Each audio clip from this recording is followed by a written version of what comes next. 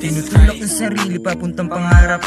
Kumakalat na kami, di na nila maawat. Nagugulat na sila sa biglang paglaganap. Ginagawa lang namin to para sa aming pangarap. Mga batang galing ghetto, di sapat sa amin yung peso. Gusto namin libo-libong kulay blue. Kata namin parang virus, it's a flu. Wala pwede na umawat o humaran. Tsak sa gasa aabutin kapag kinulit mo kaming mga good. Bilang lang nakatagos pero walang nakaisa. Sa ibang lugar bumababa kahit na makisa. Bayag lang dala-dala, iniwan ko aking kaba. Kaya wag na mataka, sa galing ko nadala. Malamang batang nabotas kaya nga kakaiba. Yung lupit na tinatago ngayon papakita na. Yung lupit na tinatago ngayon papakita na.